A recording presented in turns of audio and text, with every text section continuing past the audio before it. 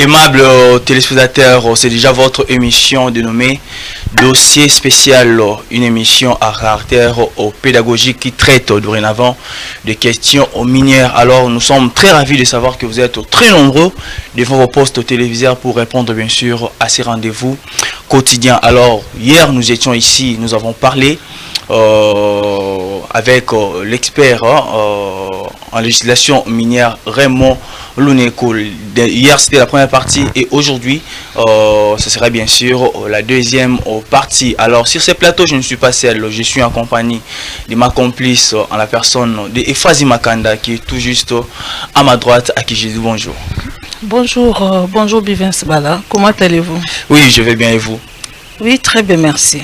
Ça a été toujours un grand plaisir de vous retrouver sur ce beau plateau, Effazi Makanda, afin de parler pays, mais dans un secteur un peu particulier qui est celui des mines. Alors, aimables téléspectateurs, nous serons aujourd'hui une fois de plus en face de Raymond Luneko, qui est l'expert en législation minière. Il est là, à mon extrême droite, et je lui dis bonjour. Bonjour Bivens Bala, bonjour Effazi Makanda et bonjour à notre charmante demoiselle. Le nom c'est voilà, Donald. Je suis à votre disposition. Très bien. Alors Raymond Luneko, hier, vous nous avez expliqué des choses parce que vous avez mené une étude. Et là, j'avais aimé une question que j'ai trouvée un peu pertinente dans votre recherche. Vous avez posé la question de savoir quel doit être bien sûr le secteur prioritaire des candidats présidents de la République. Hier, vous nous avez expliqué des choses ici.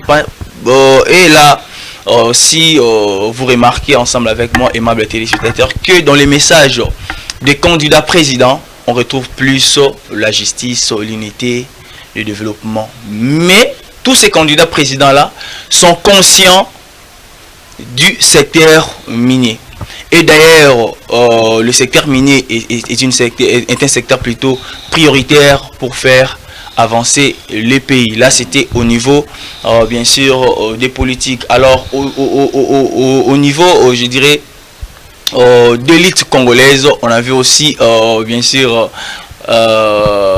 taquiner bien sûr les scientifiques qui présentent peu d'intérêt bien sûr pour ces secteurs miniers. Alors il faut signifier aussi une chose qui est très importante. Aujourd'hui, si une partie de notre pays, c'est-à-dire à l'est de la République démocratique du Congo, est menacée par des forces négatives, c'est bien sûr à cause de l'exploitation illicite et illégale de nos minerais ici en République démocratique du Congo. Alors hier, on avait fait juste de petites retouches. Alors aujourd'hui, on va vraiment entrer en profondeur de notre débat, Raymond Luneko. Je suis à votre entière disposition. Et comme vous l'avez dit, à notre avis,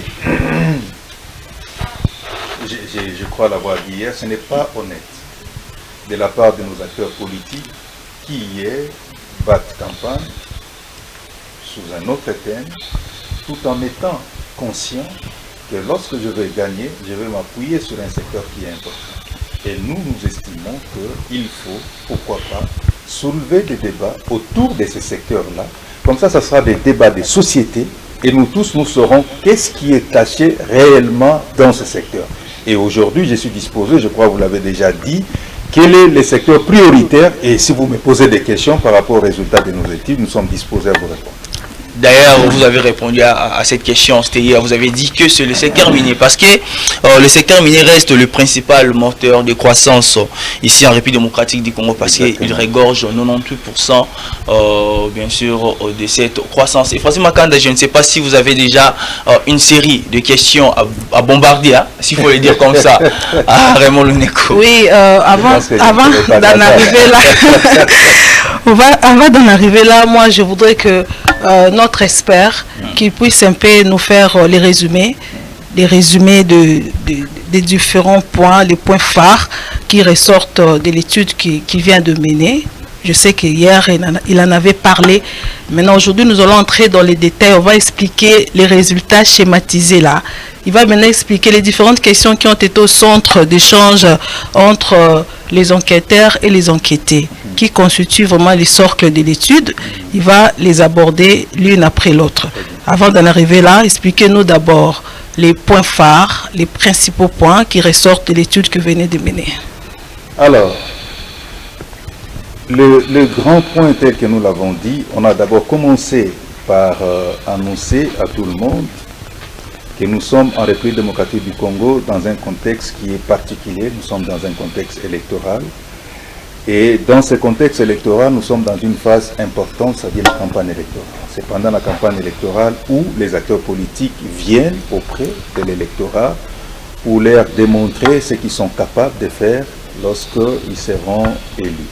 Et nous profitons de ce contexte pour dire aux acteurs politiques, attention, c'est vrai, vous êtes en train de battre campagne sur des questions de sécurité, sur des questions de justice, sur des questions d'unité nationale, mais attention, il y a une question qui est substantielle, qui est importante, que vous ignorez, mais qui aujourd'hui intéresse un grand nombre de personnes. Et le secteur qui est choisi dans cette étude, c'est le secteur minier. Et dans ce secteur, on a ressorti un certain nombre de points qui intéressent les personnes qui ont été enquêtées.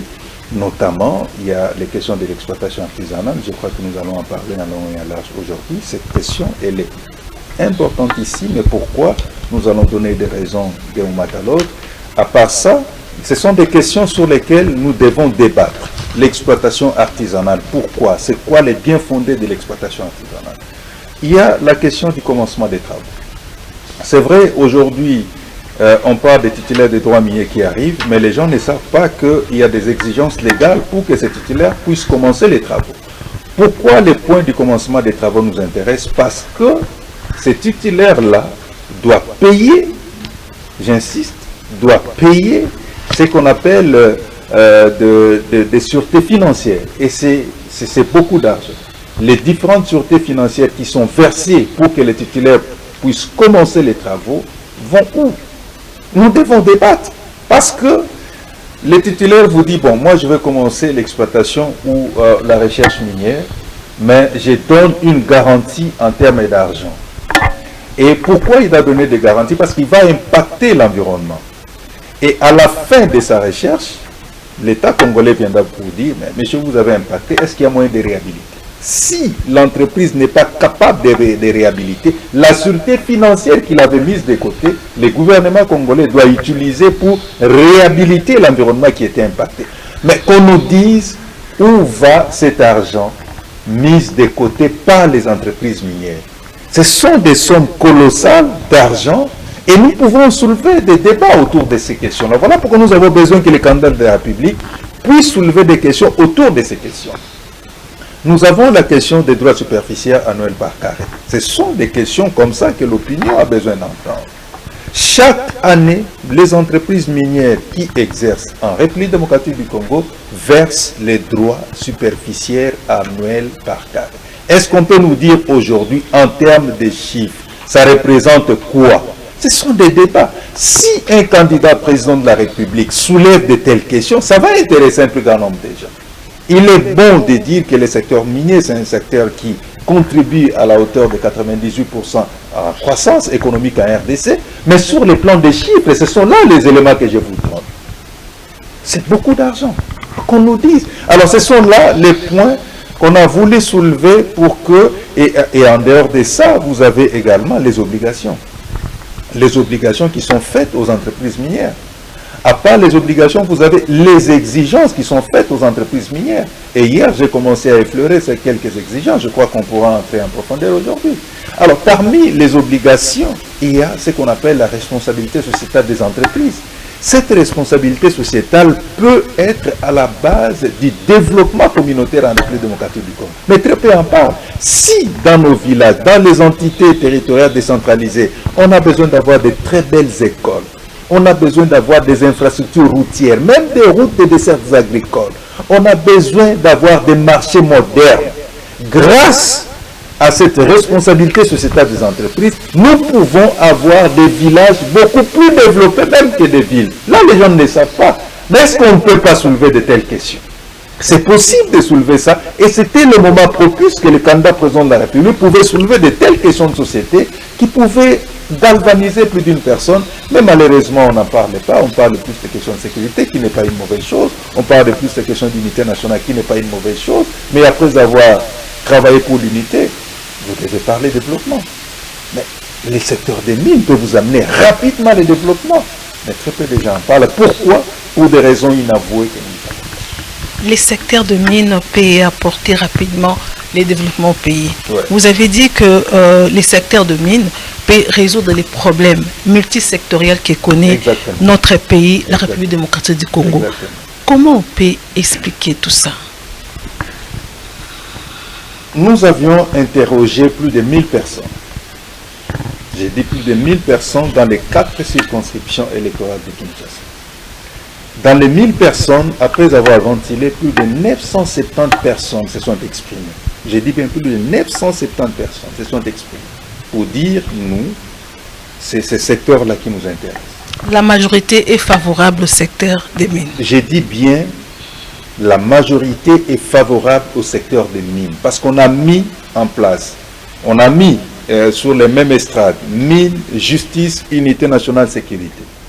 Et vous allez voir que les gens ce sont des éléments qui existent, et c'est la volonté d'une certaine opinion qui s'est exprimée.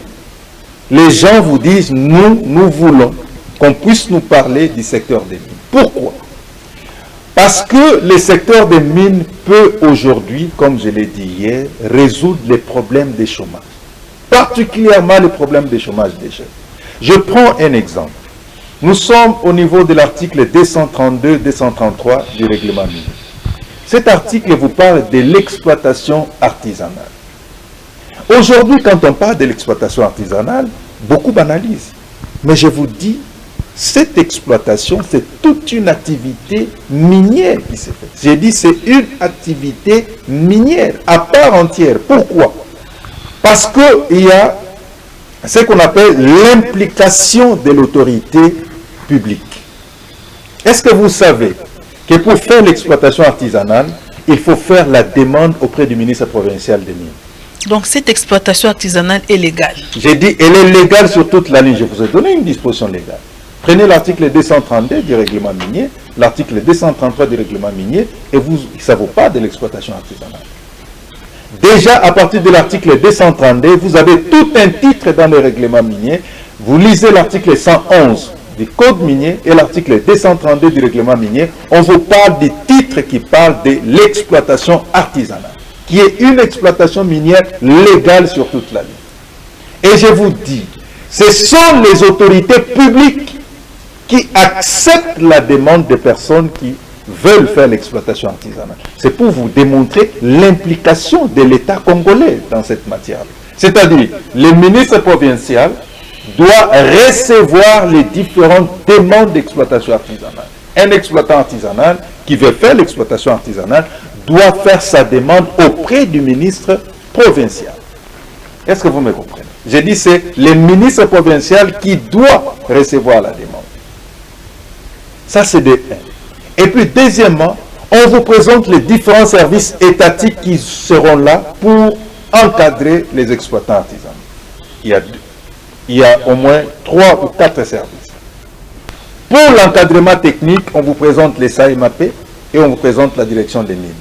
Et ils seront là rien que pour les encadrer pour des questions d'environnement, le respect de l'environnement, pour des questions de l'hygiène. Parce que si vous faites l'exploitation artisanale, vous devez avoir des notions de base sur l'hygiène. N'est-ce pas? C'est les SAEMAP et la direction des mines qui sont là pour l'encadrer. Et en dehors de SAEMAP et de la direction des mines, vous avez également un autre service qui intervient maintenant pour la formation aux techniques d'exploitation artisanale. Là, c'est la CTCPM et les SAEMAP qui interviennent, rien que pour l'encadrement. On vous montre les techniques d'exploitation artisanale. Maintenant, le problème qui se pose, c'est qu'on ne peut pas faire l'exploitation artisanale dans un périmètre minier. C'est là où vous devez comprendre.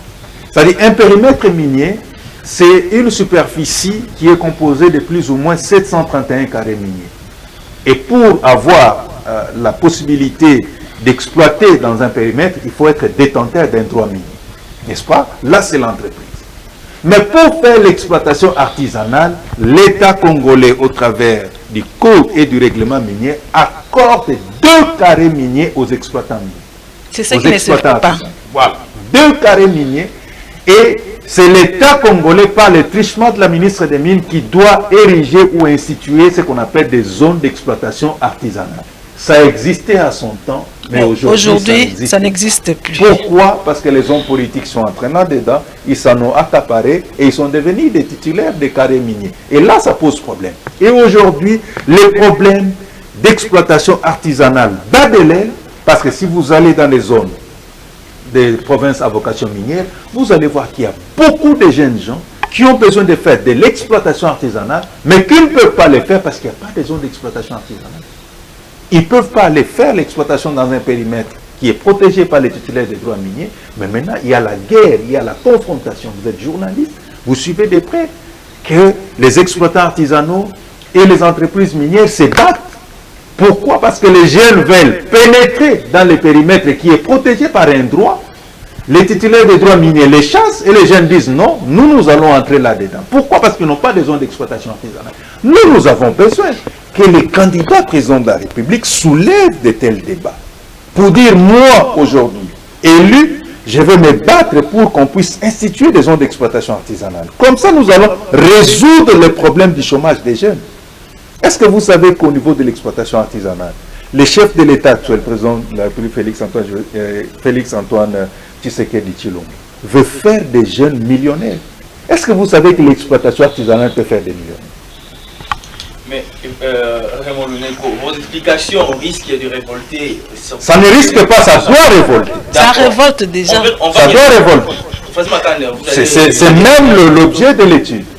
Vous allez revenir après, mais revenons un peu en arrière, Raymond Luneko. Vous avez dit pendant vos recherches, vous avez bien sûr interrogé plus de 1000 enquêtés et sur 1900, plus de 970 ont répondu. On a l'impression comme si que ces enquêtés-là n'ont plus confiance aux hommes, aux politiques, parce que ces derniers viennent toujours avec le même discours, le vieux discours, pour les rabattre les oreilles, mais des discours qui sont stériles. Je suis totalement d'accord. Vous êtes journaliste, vous savez que vous le vouliez ou pas, aujourd'hui,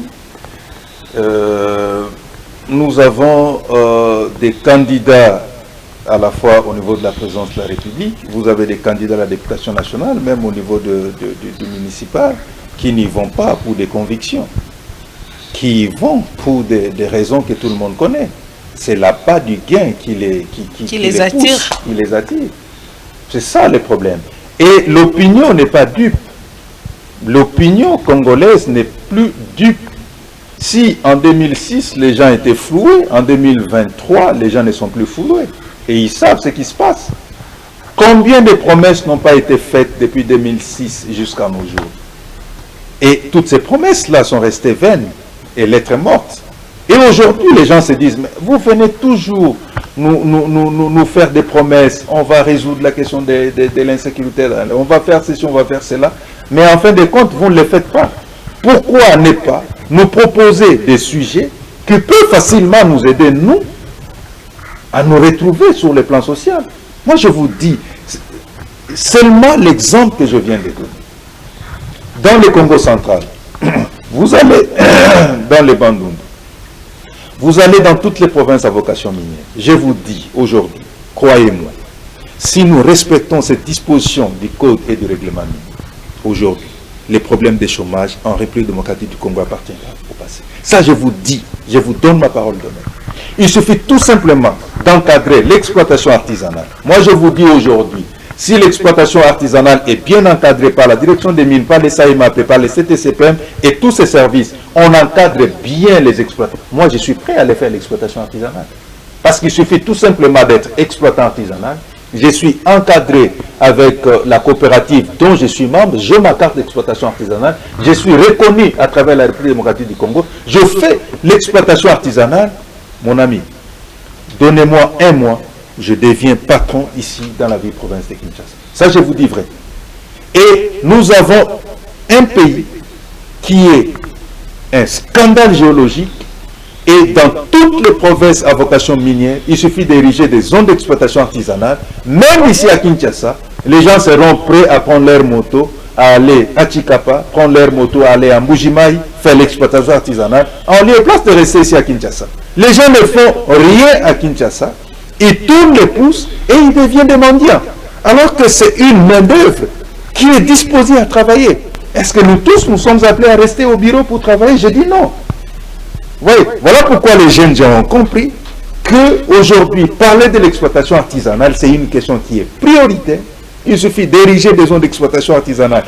Partout où il y a des superficies minières, je vous dis, mes amis, on va résoudre la question de chômage. Mais on n'en parle pas. Ce sont des questions sur lesquelles il faut débattre. Raymond Lunoko, je dirais la vente illicite des produits miniers fait perdre, bien sûr, le RDC beaucoup en termes du budget, bien sûr, au profit des pays voisins. Mais dites-nous un peu, comment les mines peut-il lutter contre le chômage en République démocratique du Congo, mais d'une manière pratique? Comment les mines peuvent lutter contre le chômage en République démocratique du Congo? Là, je suis très clair avec. Je parlais de l'exploitation artisanale, je vous ai évoqué la disposition du règlement minier, l'article 233 et l'article 232. Vous prenez une des obligations faites aux entreprises minières, n'est-ce pas? Parmi les obligations, nous sommes au niveau de l'article 405, 405 sextiès et 405 inquiès. Nous sommes dans ces dispositions. On exige aux entreprises minières, je l'ai dit hier, que vous venez exploiter en République démocratique du Congo, vous parlez du chômage. Comment on peut lutter contre le chômage? C'est ça. Vous venez exploiter en République démocratique du Congo, appuyez-vous d'abord sur les compétences locales. Est-ce que je me fais comprendre? Appuyez-vous d'abord sur les compétences locales. Nous avons un arrêté interministériel qui date. Et cet arrêté interministériel interdit certains emplois aux étrangers. Et dans les secteurs extractifs, il y a beaucoup d'emplois qui sont interdits aux étrangers. Est-ce que vous savez qu'aujourd'hui, on ne peut pas être informaticien et être étranger dans les secteurs extractifs, dans une entreprise minière? Est-ce que les gens le savent? On ne peut pas être conducteur-chauffeur dans une entreprise minière si on est étranger. On ne peut pas être comptable dans une entreprise minière si on est étranger. On ne peut pas être secrétaire dans une entreprise minière si on est étranger. On ne peut pas être conseiller juridique dans une entreprise minière si on est étranger. Et ainsi de suite. Il y a autant d'emplois comme ça qui sont interdits aux étrangers. Et bonus encore, dans cette disposition-là, dont je venais de citer l'article 405 inquiès, on donne l'exigence à l'emploi. Compétences égales, prioriser qui? Les nations. Est-ce que si vous allez dans ces entreprises minières qui engagent un certain nombre de gens, vous allez trouver que des Congolais qui sont là-dedans? Non. Vous allez trouver qu'à compétences égales, on priorise un étranger qu'un Congolais. C'est en violation totale de la législation congolaise en la matière. Ça, ce sont des choses comme ça sur lesquelles nous devions débattre avec les candidats présidents pour leur dire, mais comment les Congolais sont en train de souffrir du chômage alors que vous avez des entreprises qui sont là, qui engagent, mais à compétences égales, on engage des étrangers que les Congolais. Ce sont des débats de société que moi j'attendais pendant cette période de campagne électorale. Mais malheureusement, il n'y en a pas. Donc, il n'y en a pas. Le problème, c'est le non-respect du code minier. Le non-respect du code et du règlement minier est à la base des problèmes récurrents que nous rencontrons dans notre pays. Là, on peut dire que ceux qui chapeautent ces secteurs sont à la base de la misère des Congolais. Je ne dirais même pas ceux qui chapeautent les secteurs. Ce sont eux qui sont censés mettre en pratique. Oui, mais actuellement, l'occasion nous est donnée de parler avec les candidats. Faire respecter les textes, c'est oui, actuellement, vous avez la possibilité. Les candidats sont là avec des projets. Est-ce que vous entendez certains candidats venir avec de tels débats à la télévision? Moi, depuis que la campagne électorale a commencé, que ce soit dans vos émissions, que ce soit dans les émissions des chaînes parallèles, je n'entends pas de débats comme ça. Non, on parle plus insécurité dans la partie Est et je suis d'accord par rapport à ça. Est-ce que vous savez que si la partie Est de la République démocratique du Congo, c'est pas moi qui l'ai dit, c'est tous les auteurs qui le disent, si la partie Est de la République démocratique du Congo est en instabilité sécuritaire totale, c'est à cause des minéraux. Tout le monde le sait. C'est un secret des polichinelles. Mais pourquoi on ne débat pas autour de ça? Pourquoi venir nous dire que je veux mettre fin à l'insécurité dans la partie Est de la RDC, sans pour autant nous dire que ce sont les mines qui sont à la base de ça? Moi, j'aimerais entendre un candidat me dire, monsieur, puisque ce sont nos mines qui sont à la base de l'insécurité dans la partie Est de la RDC, moi, dans mon plan, je priorise les questions minières. Je priorise les questions minières. Parce que c'est ça. C'est un peu ça la raison cachée. La conséquence, c'est la guerre. La cause, ce sont les minéraux. Mais pourquoi vous nous parlez des conséquences, vous cachez la cause? Il y a un goût sur roche.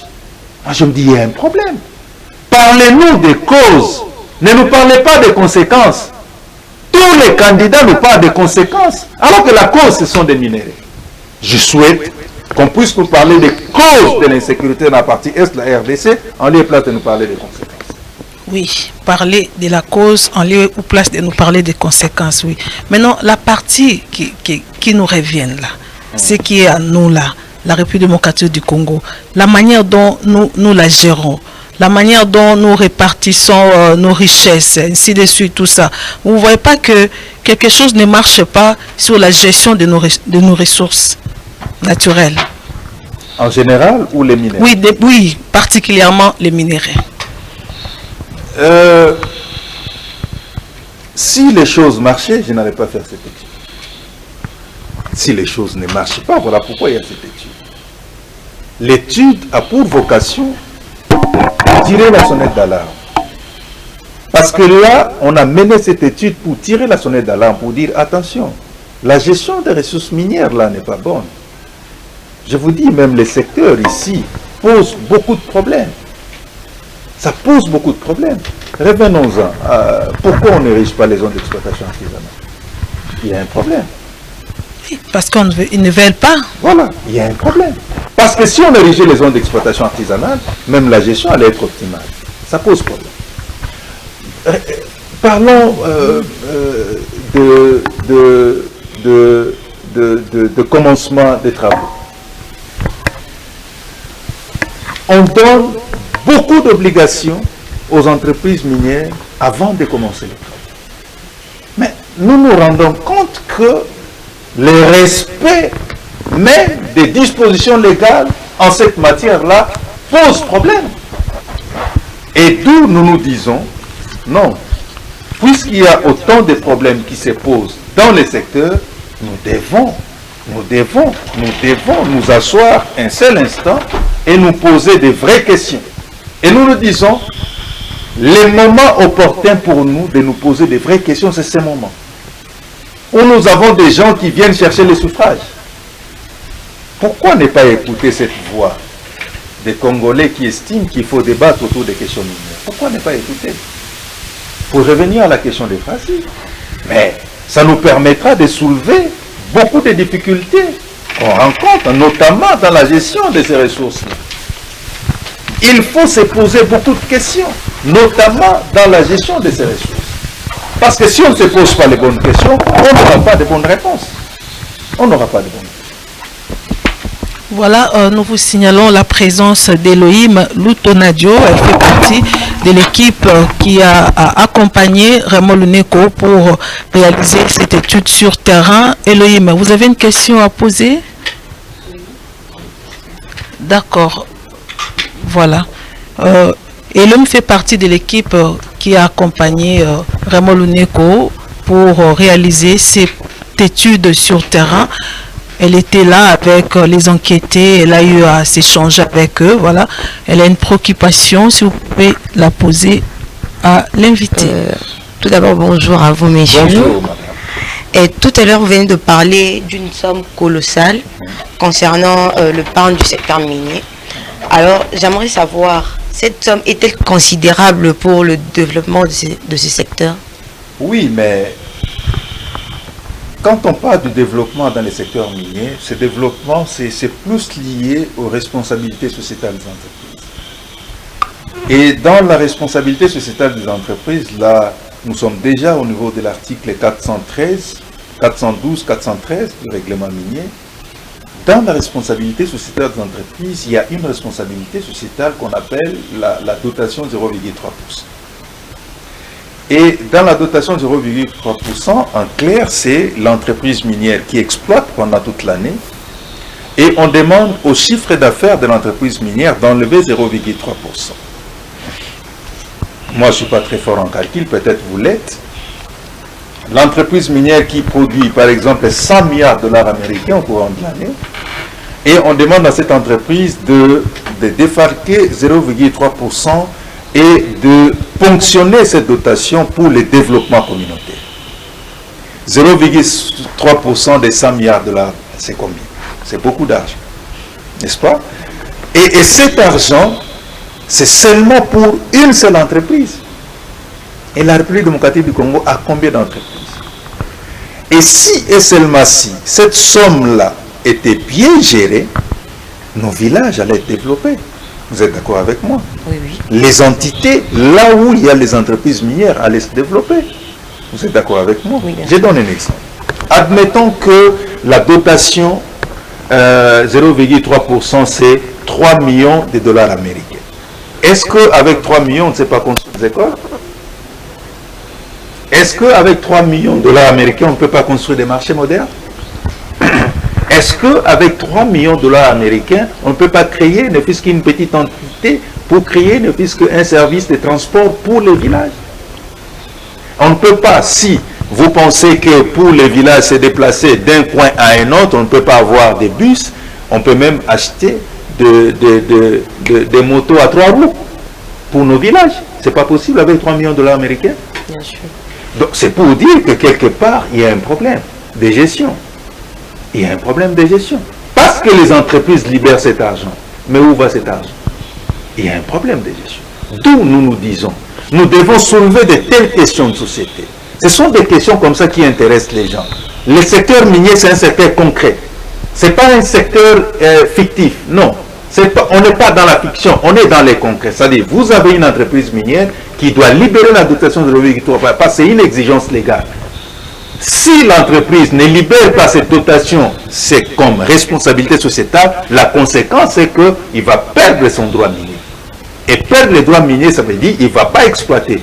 C'est une perte pour l'entreprise. Or, l'entreprise a peur de perdre. L'entreprise est contrainte de libérer. Mais quand l'entreprise libère, c'est à nous de nous asseoir pour dire, on gère mal. Changeons de paradigme, gérons autrement pour les biens des communautés. Ça fait autant d'années, c'est depuis 2002 que les codes miniers existent. Mais si vous entrez dans nos villages, là où on exploite, c'est la misère. Pourquoi ça? Alors que les choses peuvent changer. Voilà pourquoi nous disons, tous ces flux d'argent, nous pouvons les centraliser, nous pouvons mettre ça à la disposition d'une haute autorité chargée de la gestion des ressources minières, et cette haute autorité aura comme responsabilité de mettre à la disposition des bourses pour les jeunes gens dans ces communautés, n'est-ce pas? Il y a des jeunes qui ont des idées. On peut mettre à leur disposition un peu de moyens pour implémenter un certain nombre de projets, et puis les restes, ça sera pour la construction des écoles, ça sera pour la construction des hôpitaux modernes, et on peut moderniser comme ça nos entités territoriales décentralisées, et si ce développement part de la base, et ça arrivera jusqu'au sommet. Mais jusque-là, on n'en a pas. Et ça pose problème. Okay. Donc, je retiens une mauvaise gérance de la dotation 0,3%. C'est parmi la responsabilité sociale. Quand on gère mal, la conséquence, c'est qu'il n'y a plus rien qui se passe. Et quand on gère bien, et pour nous, dans le cadre de l'étude, nous nous disons, bien gérer cette dotation, c'est créer une espèce, je l'ai toujours dit, on peut créer une espèce de banque minière. Cette banque aura pour tâche de ponctionner toutes ces dotations-là.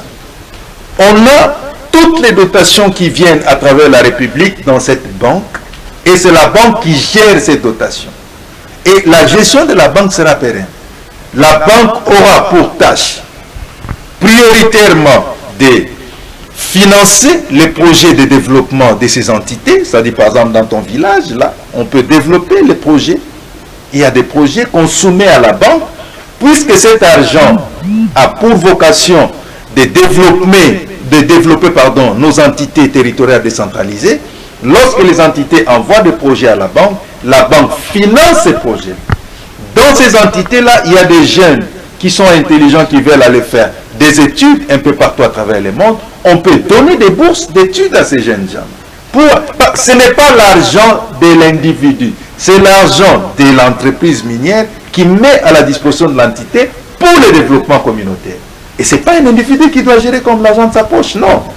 Actuellement, c'est comme des individus qui gèrent l'argent dans leur poche. Nous disons non. Nous devons changer ces paradigmes. Voilà pourquoi on a besoin de ces débats de société. Et quand on a de tels débats, je vous dis, on va élire des candidats qui viendront maintenant les mettre en application, et c'est pour l'intérêt de la communauté. Très bien, merci beaucoup Raymond Luneko pour toutes ces explications, détails. Aimables téléspectateurs, je vous avais prévenu au début qu'il y aura de la matière qui va bien sûr couler au cours de cette émission, parce que nous avons affaire à un expert en législation minière. Alors on va entamer la deuxième partie qui est consacrée bien sûr aux résultats schématisés. Raymond Luneko, je voulais savoir quels sont les résultats bien sûr que vous avez, je dirais, la conclusion de votre travail.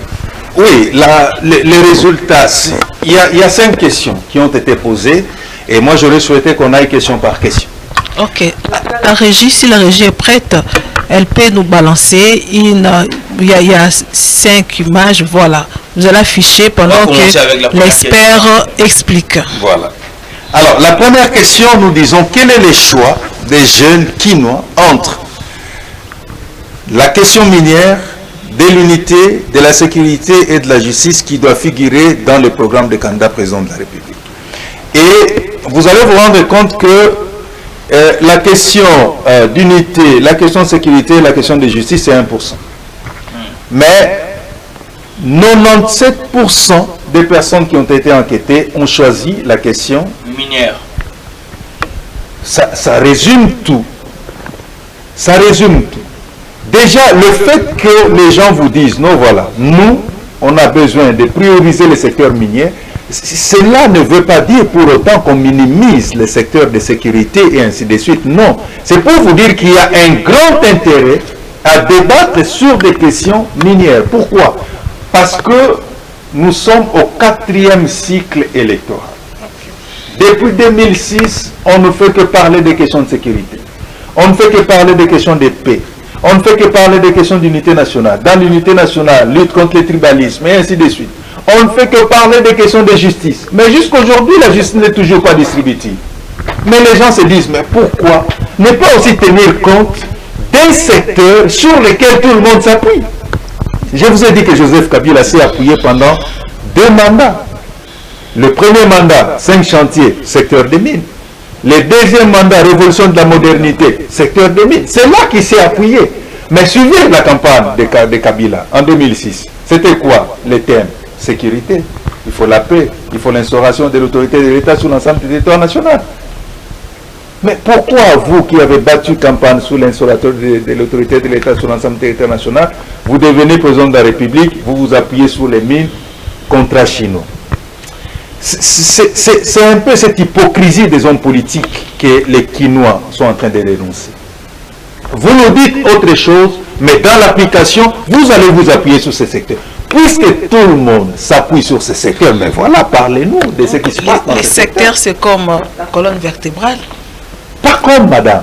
Pour moi, c'est la colonne vertébrale. Que vous le vouliez. Aujourd'hui, peut-être, vous n'allez pas écouter Raymond. Je suis d'accord. Vous n'allez pas m'écouter. Mais je vous dis, si vous entrez en profondeur dans ce secteur, vous allez voir comment le secteur est fonctionné. Les législateurs congolais, en dehors de l'administration minière, qui est composée du cabinet du ministre, le secrétariat général et ses directions, vous avez également certains services spécialisés. C'est l'un des secteurs où il y a autant de services spécialisés. Vous avez les cadastres miniers, vous avez les SAEMAP, vous avez les CEC, vous avez un autre service qui est très important que les gens n'en parlent pas, c'est le service national géologique du Congo. C'est ce service-là qui, à travers le monde, j'ai dit tout le monde, pour venir exploiter en République démocratique du Congo, doit d'abord écouter les services nationaux géologiques du Congo. Est-ce que vous le savez? Pourquoi? Parce que c'est ce service-là qui fait l'exploration pour l'amélioration de la connaissance des substances minérales en République démocratique du Congo. Si aujourd'hui, à travers le monde, les gens savent qu'en République démocratique du Congo, il existe les coltans, c'est les services géologiques Grâce au nationaux. service. Ok. Mais les gens n'en parlent pas. C'est seulement ce service-là qui est capable de dire même au président de la République, attention, nous venons de découvrir un autre minerai qui est stratégique pour la République démocratique. C'est ce service-là. Vous comprenez? C'est un service qui est très important, mais les gens n'en parlent pas. Aujourd'hui, nous pouvons battre la poitrine pour dire, si demain, nous allons parler de batteries électriques, c'est grâce au cobalt du Congo. Si les entreprises minières viennent exploiter le cobalt, c'est ce service-là. Mais pourquoi ne pas créer des débats autour de ça? Créons tout simplement des débats autour de ces secteurs. Et là, même sur le plan international, les gens nous trouveront sérieux. Mais aujourd'hui, on n'est pas sérieux. Aujourd'hui, nous allons conclure des marchés. Aujourd'hui, nous allons conclure des contrats. Nous mettons de côté certains experts, mais nous allons, en tant que politiques, mais lorsque ça bloque, c'est alors que vous tirez les politiques. C'est parce qu'il y a l'anguille sous roche, Voilà. il y a des zones d'ombre là, Voilà. ça et là. Raison pour laquelle ils ne veulent pas faire des choses comme il se doit. Mais c'est l'occasion qu'on donne au candidat président de la République d'écouter les sons de cloche de la population. La population veut que vous puissiez parler des questions minières. Mais vous ne voulez pas en parler. Pourquoi? Moi, je me pose seulement la question. La population vous incite, vous, candidat président de la République, à parler des questions minières. Mais vous vous entêtez. Vous voulez seulement nous faire croire, non, voilà, il y a l'insécurité dans l'Est, Goma est déstabilisé, il y a Nitouri. Moi, j'ai eu la grâce de faire plusieurs fois Goma. J'ai eu la grâce de faire plusieurs fois Bunia à Nitouri. J'ai eu cette grâce. Dans les tout. Mais si vous allez aujourd'hui à Bunia, c'est vous, ici à Kinshasa, vous parlez guerre. Mais à Bunia, moi j'ai toujours dit, les jours où j'aurai un peu plus de moyens, je vais m'acheter une parcelle à Bunia. Une ville paisible, une belle ville. Mais quand on rabâche les oreilles à Kinshasa, ici, la guerre, la guerre, la guerre, la guerre, il y a un problème, mes amis. Il y a un problème. Voilà pourquoi j'ai dit, on parle des conséquences, mais on laisse la cause. J'ai besoin qu'on nous donne la cause. Priorisons cette cause-là. Attaquons la cause et ça nous aidera à finir la conséquence. Et la cause, c'est les minéraux. Mettons ça en exergue. Parlons de ça. Ouvrons l'œil de tous les Congolais autour de la question. Et vous allez voir que tout le monde sera intéressé. Mais si on n'en parle pas, donc il y a un guissage. Vraiment, Lunoko, il y a une question qui m'est venue en tête comme ça, donc je l'ai tirée sur base de ce que vous venez de dire. L'exploitation minière est régie et prévue par la loi. Donc la loi est là. On a comme l'impression que on ne respecte pas les textes. Surtout que les Congolais n'ont pas vraiment cette culture-là de lire. Exactement. Est-ce que c'est ça les problèmes? Exactement. Le très grand problème, c'est celui-là. C'est l'ignorance de ces droits. Ok. Le grand problème, c'est celui-là. Je vous dis, mes amis, il suffit de prendre les codes, prenez les règlements miniers, lisez. Vous allez vous dire, mais depuis tout ce temps, pourquoi on nous cache toutes ces vérités? Raymond, je monte sur la toiture en train de crier, mais personne ne m'écoute. Je suis un peu un Jean-Baptiste, que personne ne m'écoute. Vous criez dans les déserts. J'écris dans les déserts, personne ne m'écoute. Vous êtes Je vous dis, écoutés. mes amis, les secteurs ici, que vous le vouliez ou pas, je l'ai dit, je mets quiconque à défi. Il n'y a aucun secteur dans notre pays qui est capable de résoudre la question du chômage que le secteur des mines. J'ai dit, il n'y en a pas. Qu'on ne nous trompe pas. Je vous dis, il n'y en a pas. Si au niveau de l'administration minière, il faut avoir un diplôme d'université dans le secteur des mines, on n'en a pas besoin. On est en train de nous tromper. Je dis, on n'en a pas besoin. Quelqu'un, Il faut un niveau élevé. vous n'avez même pas besoin d'avoir même, il suffit tout simplement d'être majeur. À tous on a diplôme, mais aux ans à 18 ans, dans ce secteur, ça peut te rendre important. Dans la Je loi, vous ai parlé tout de ça. J'ai dit, je vous ai parlé de l'exploitation artisanale. Un secteur encadré qui rend des millionnaires. Moi, je suis arrivé jusqu'à Kamituga. Je ne sais pas si vous connaissez Kamituga. Donc il y a seulement une partie des personnes qui deviennent des millionnaires. C'est pas normal. Au détriment de Je ceux. suis allé à Kamituga, dans le sud. J'ai vu, je suis resté dans la cité de Kamituga. j'ai vu des jeunes gens qui font l'exploitation artisanale sortir des mines, arriver dans la cité de Kamituga. Ces jeunes gens sont des patrons, mais ils ont entre 18, 20, 30 ans. J'ai dit des patrons. Ils n'ont pas envié Kinshasa. C'est-à-dire, ils prennent leur hélicoptère, ils arrivent à Bukavu, ils font leurs achats et puis ils rentrent à Kamituga. Ils n'ont pas besoin de venir ici. Je dis, ils n'ont pas besoin de venir ici. Quand ils viennent ici à Kinshasa, c'est pour s'acheter des parcelles parce que c'est les miroirs de la RDC. Moi, je vous dis, j'ai mis ma main sur les clés. Aujourd'hui, il suffit d'ériger des zones d'exploitation artisanale, bien structurées, bien encadrées. Vous avez des coopératives, vous avez des structures de l'État qui encadrent. Moi, je vais faire l'exploitation artisanale. Ça, je vous dis la vérité. Et là, vous avez, dans ces 2 carrés miniers, je vous dis, si vous avez 100, 200 000 chômeurs dans un coin, les 2 carrés miniers peuvent avaler ces 200 000 et il faut encore chercher même pour 1 million. Alors, admettons que dans l'ensemble de la République démocratique du Congo, vous avez plusieurs carrés miniers d'exploitation artisanale. Mais vous allez commencer à chercher des jeunes pour aller faire l'exploitation. Personne, vous n'allez pas en trouver. Bachomère, Bazate, beaucoup de Moukame, appelez même des Rwandais, appelez des Burundais, pour faire l'exploitation. Et je vous dis, ces jeunes gens qui vont aller faire l'exploitation, c'est pour que, c'est-à-dire, il y a les solos, non. C'est-à-dire, aux gens au Teki, aux Zumbong, au Sali, au Mouté Manuel. Vous n'avez pas seulement besoin, nous tous, Tomatakandela Campus, Bissoto Kenenzela, Sogi ILK, Bissoto Tokomika, Toza obligé à faire l'université, parce que ça l'université, vous a condamné à Kokufa. Non, c'est écrit où? Dites-moi, c'est écrit où que tout le monde est censé faire l'université? Et aujourd'hui, à l'université, malheureusement, nous étudions avec des collègues qui n'ont pas été formatés à faire l'université.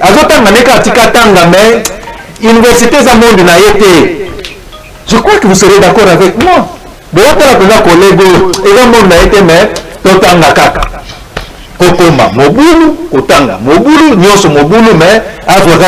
Parce que sont en papier, moyen vivre exact. Je vous dis, mes amis, le rêve américain, c'est possible de faire les rêves congolais. J'ai dit c'est possible. Le chef de l'État l'avait dit. C'est possible de rendre la République démocratique du Congo l'Allemagne d'Afrique. Les gens ne l'ont pas compris. Moi, je l'ai compris dans le secteur qui est mien. Et c'est possible de faire de ces pays l'Allemagne d'Afrique. Chacun à son niveau. Ça, je vous dis, les chômeurs seront commencés à chercher. Est-ce que ça l'exploitation de la coopérative? Mais aujourd'hui, tout le monde est en train... Moi, quand je regarde, je me dis, mais pourquoi les jeunes sont en train de trimer comme ça, alors que c'est possible? Et puis, les activités, tu peux faire l'exploitation dans Nengenayo aux yeux mois $200 000. Oublie, c'est un secteur qui peut propulser à la seconde quelqu'un. Mais on néglige. Moi, je me dis, mais pourquoi ne pas créer un débat autour de ça? C'est la question que je me pose. Pourquoi ne pas créer un débat autour de ça? Aujourd'hui, là, quand je suis certains candidats présidents de la République, oh non, on va lutter contre le chômage, mais ils ne vous disent pas comment ils vont lutter contre le chômage. Tout le monde a les regards rivés sur l'administration publique. La fonction publique est saturée. Est-ce que vous le savez? Est-ce que vous savez qu'aujourd'hui, on peut engager au niveau de l'administration publique pour un bénéfice qui va mécaniser, ça peut faire 10 ans. Imagine-toi au côté de l'administration publique aux ans à 30 ans. 10 ans après nos mécanisations. Et après, combien d'années on n'a aucune retraite? Vous n'allez rien faire. Alors que ces 10 années-là, vous pouvez faire autre chose. C'est-à-dire, nous sommes appelés à changer les paradigmes, changer la façon de voir les choses des Congolais. Et les candidats de la présidence de la République pouvaient nous donner cette possibilité de changer les choses. Mais malheureusement, je constate qu'il n'y a pas. Vraiment, avant de passer à la deuxième question, il faut, bon, je vous dis qu'il faut continuer. Hein, il ne faut pas vous fatiguer. Non, c'est ça. Parce que le président de la République avait dit qu'il va faire de l'RDC et l'Allemagne d'Afrique. Alors, on ne doit pas se baser sur d'autres secteurs. On doit aussi toucher des secteurs qui sont importants. Un artiste congolais a dit en ces termes faire de la RDC seulement de l'Afrique, c'est seulement si les textes sont respectés. Exactement. C'est ça que j'ai dit. Exactement. Sinon, ça serait seulement un slogan. Un artiste et musicien a dit en ces termes, à ta persécution et l'équipe, monter à solo. à continuer à côté. C'est ça, être du bon côté de l'histoire pour faire avancer le pays. Voilà, on va passer à la deuxième question. Nous courons derrière les temps. La deuxième question est là. Quel est le secteur le plus important entre les secteurs des mines, celui de la justice et de la sécurité aux yeux des jeunes qui on va aller très vite. Nous sommes oui, mais là ça réconforte notre position. Oui. Vous voyez que le secteur des mines est en train de résister. Et quand on regarde très bien cette graphique, vous allez voir que le secteur des mines est en train de résister au secteur de la justice. 50%, oui. Le secteur de la justice et le secteur des mines sont en train de se battre. Par contre, votre histoire de sécurité, là, bon, les gens se sont prononcés à 21%, et les autres secteurs, les gens se sont prononcés. Mais par contre, le secteur des mines sort toujours du lot. Dans ces combats-là, ça sort du lot. Donc, comme Efrazi l'a dit, on peut avoir un bon secteur des mines soutenu par des textes qui doivent être respectés. Voilà pourquoi la justice vient en deuxième position. C'est-à-dire, on peut tout dire. Si on ne respecte pas les textes, ça ne sert à rien. Pourquoi avoir des jolis textes bien écrits, bien ficelés, sans être respectés? Ça ne sert à rien. Voilà pourquoi les gens ont dit, on a besoin qu'on puisse faire le secteur des mines le secteur le plus important, mais à côté, faites également de la justice un autre secteur important. On prend la troisième question.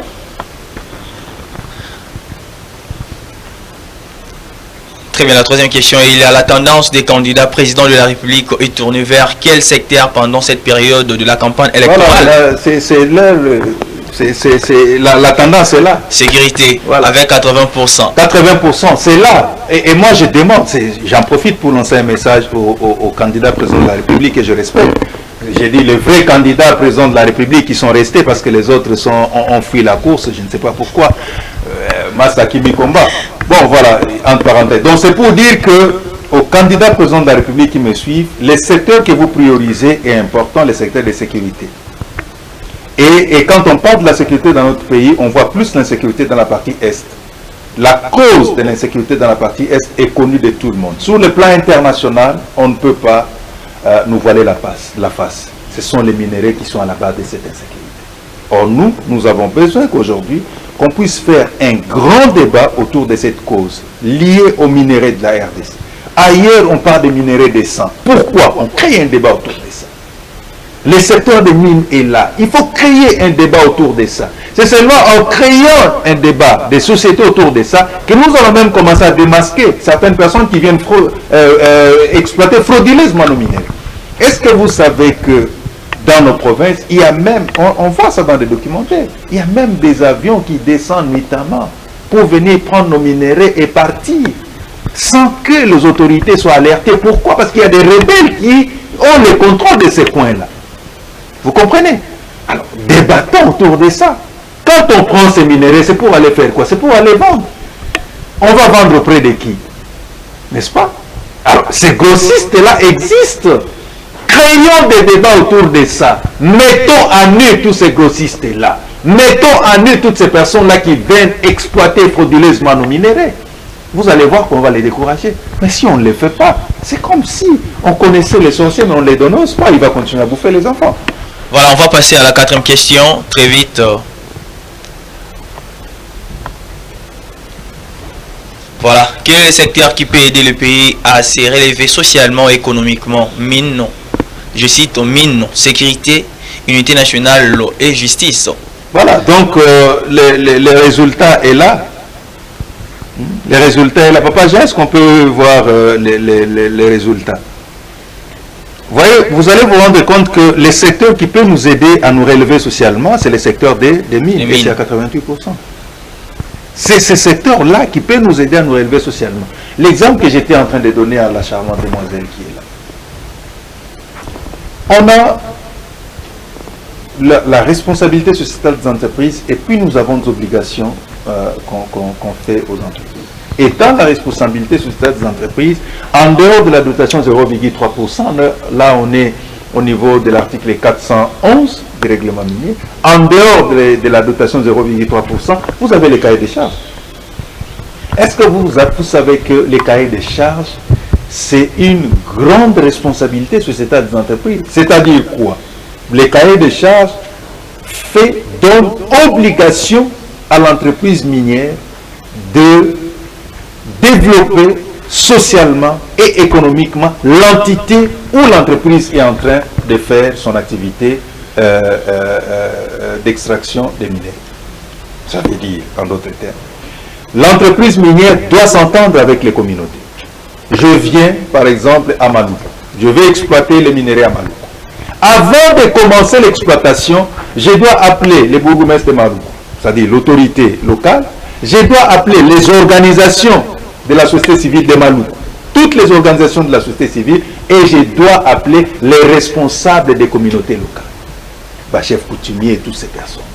Je dois les écouter pour dire, moi je viens exploiter chez vous. Quelles sont vos priorités en termes d'infrastructure? Quelles sont vos priorités? Parce que vous ne pouvez pas venir exploiter chez nous et nous laisser dans la misère. Non. Les communautés vont dire, chez nous, on a besoin des routes, on a besoin des écoles, on a besoin des hôpitaux, on a besoin des marchés modernes et on a besoin, par exemple, de ceci. L'entreprise doit prendre ces différents desiderata des communautés et doit aller examiner. Après examen, l'entreprise reviendra encore auprès des communautés pour dire, après examen, voilà ce que moi je note, il y a ça. L'entreprise se met d'accord avec les communautés et on met toutes ces idées dans un document qu'on appelle cahier des charges.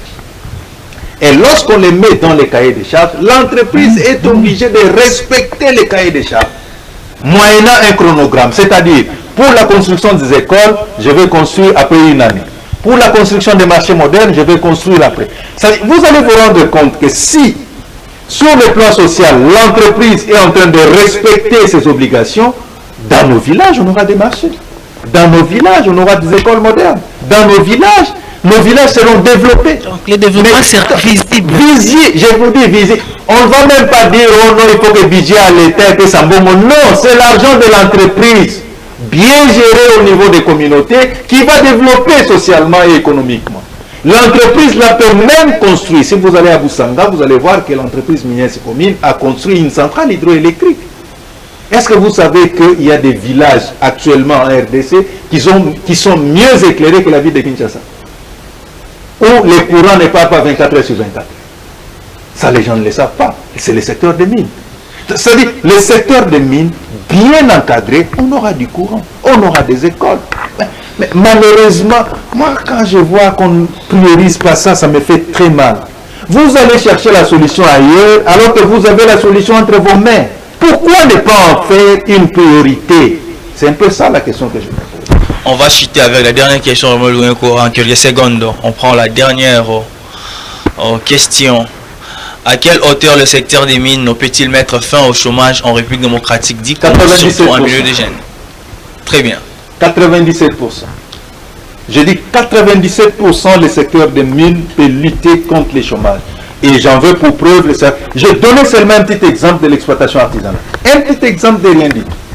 Je vous dis, si nous faisons de l'exploitation artisanale la priorité de priorité pour lutter contre le chômage, ça je vous dis, on va débattre. Je suis totalement d'accord qu'on puisse débattre. Et je suis prêt aujourd'hui à débattre avec tout le monde. Celui qui voudra, je suis prêt. Une exploitation artisanale bien encadrée, où les exploitants artisanaux vont demander l'autorisation, vont introduire la demande auprès du ministre provincial, laquelle demande est avisée par les chefs de division provinciale des mines, avec l'encadrement de SAIMAP, avec l'encadrement de CTCPM, avec l'encadrement de la direction des mines. À côté, il y a des coopératives minières qui les encadrent au quotidien. Parce que généralement, il y a certaines personnes qui ne savent peut-être pas lire, qui ne savent pas étudier. Il y a des coopératives qui sont à côté. Aux yeux minéraux, il y a une coopérative à encadrer au côté Kango. Okay. Et la coopérative, pendant 1%, toi, tu prends ton argent, tu mets en poche.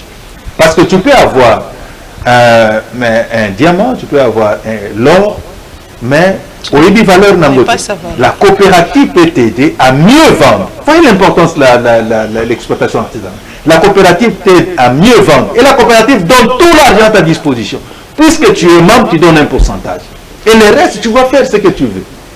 Cette activité-là, sur l'ensemble du territoire national, vous allez voir, quand les jeunes tout le monde va entrer là-dedans et il y aura moins de chômage en République démocratique du Congo. Ça, je l'ai dit en âme et conscience et en connaissance du Congo. Ok, nous tendons déjà vers la fin. Bientôt, nous allons conclure. Mais avant de conclure, je voudrais que Raymond Luneko puisse nous donner le mot de conclusion. Voilà. Qu'est-ce que nous pouvons retenir de cette étude que vous venez de mener? Ce que nous pouvons retenir de cette étude que nous venons de mener, que les hommes politiques puissent prioriser le secteur des mines, qui est un secteur qui est très sensible.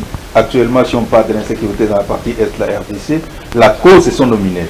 Nous ne pouvons que parler de nos minéraux pour décourager toutes ces personnes-là qui l'exploitent de façon illicite, tout en nous plongeant dans cette insécurité dont nous sommes plongés durant des décennies. Deuxièmement, ce que nous voulons, c'est que les candidats présidents de la République puissent écouter la voix de leurs électeurs.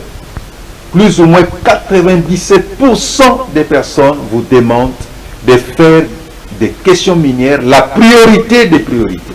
Alors, si vous les écoutez, nous pensons que le mandat qui viendra, nous aurons un secteur important que le secteur des mines, et je plaide pour que le ministère des Mines soit élevé au rang de vice-primature. Ça, c'est vraiment un cri d'alarme que je lance, que ça soit élevé au rang de vice-primature, de la même manière qu'on a fait du ministère de l'Environnement vice-primature. Pourquoi? Parce que la RDC, c'est un pays solution en matière de réchauffement climatique. Nous voulons également que le secteur des mines soit élevé au rang de vice-primature. Pourquoi? Parce que c'est les minéraux qui sont la cause de l'insécurité. Faire de cela, c'est prouver notre ambition à travers le monde que nous voulons mettre fin à l'insécurité et dénoncer toutes ces personnes qui viennent nous insécuriser à cause de nos minéraux. Et troisièmement, le secteur des mines, c'est le seul secteur qui est capable de résoudre la question du chômage en République démocratique du Congo, comme ça a été démontré à 97% des personnes qui ont été enquêtées. Lui, c'est Raymond Luneko, expert en législation minière. Alors, il n'avait pas la langue dans sa poche, donc il a mis en lumière les conclusions de ses recherches menées et c'est là quelques jours. Alors, nous sommes arrivés à la fin de cette émission. Efrazi Makanda, je vous dis sincèrement merci.